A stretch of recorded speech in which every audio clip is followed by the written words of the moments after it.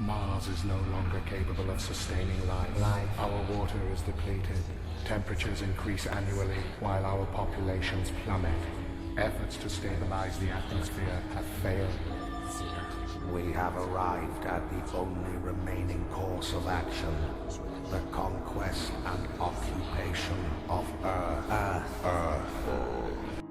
Scientology is a secretive organisation that does not like to reveal its secrets. Many of its secrets are completely nonsensical anyway. Many of its ideas are simply based upon the belief. But much of the control is held behind closed doors. So even those who spend thousands upon thousands of dollars, and many years, becoming an operating thetan, they still will not see the full picture. It's more about control than actual truth. L. Ron Hubbard, the founder of Scientology, was a criminal, recognised to be so. He fled from nation to nation, from state to state, avoiding the law. In 1979, while not actually living in France, L. Ron Hubbard was found guilty of fraud and sentenced to 4 years, staying on a ship to avoid law proceedings. It's been recognised in many different nations as being a scam, pure and simple. Sure, it can set up a location in London, or Paris, or elsewhere, but what it's selling under false pretenses. It's not recognised as a religion in many parts of the world. Its books have been banned in many countries. And despite this, it still has the capacity to generate huge sums of money and influence. Now, it goes without saying that Hubbard was basically a liar, a major league bullshit artist, the founder of a corrupt and dishonest religion. Not even a religion, let's just call it what it is, a scam, a cult. And one of the claims that he used to throw out there was his incredible education. He made out he was a very educated man, a person highly trained in mathematics, physics, and various other fields. Also claimed to be a student of Sigmund Freud and others. And of course, Scientology is unscientific. Its claims about the universe, about history, about science, about so many other things, is based upon the claims of L. Ron Hubbard and of course David Miscavige. It's about the belief system, not about the truth. And they cannot support their claims. And when given evidence counter to their claims, they can simply reject it. The claims made about a galactic confederacy, about Lord Xenu, completely nonsensical, unscientific, without any evidence. And worse than that is, of course, well, they're pseudoscience. They basically have Dianetics as a pseudoscientific thought reform process to make people suitable for Scientology, and it's meant to be, eventually, if you go through the processes, working towards being, well, an operating thetan eventually.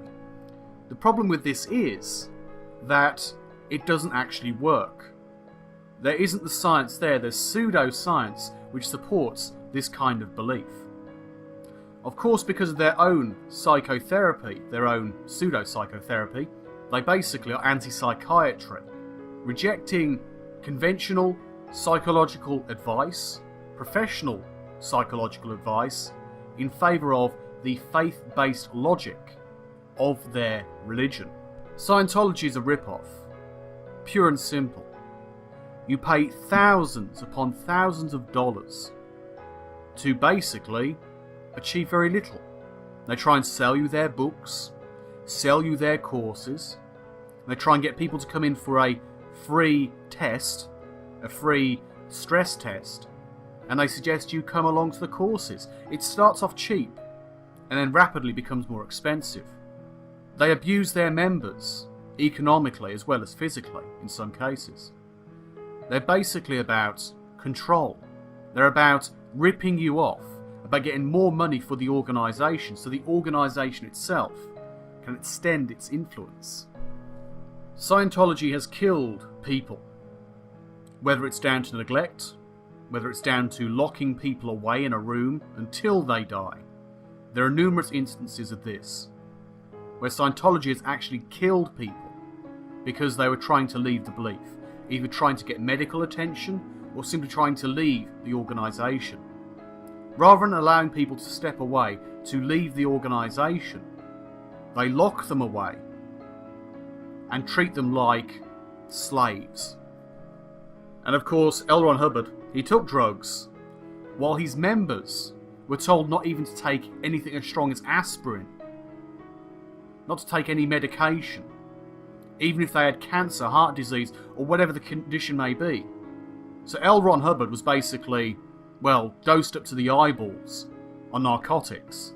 And his followers, then and now, aren't even allowed, or not meant to be allowed, if they're members of the Church of Scientology, to go along to a doctor and get some simple, basic medication. Whether it's antidepressants, whether it's something to reduce the size of a cancer, whether it's chemotherapy, whatever the case may be, the idea is that in this belief, within Scientology, you're meant to be able to cure yourself for your own development.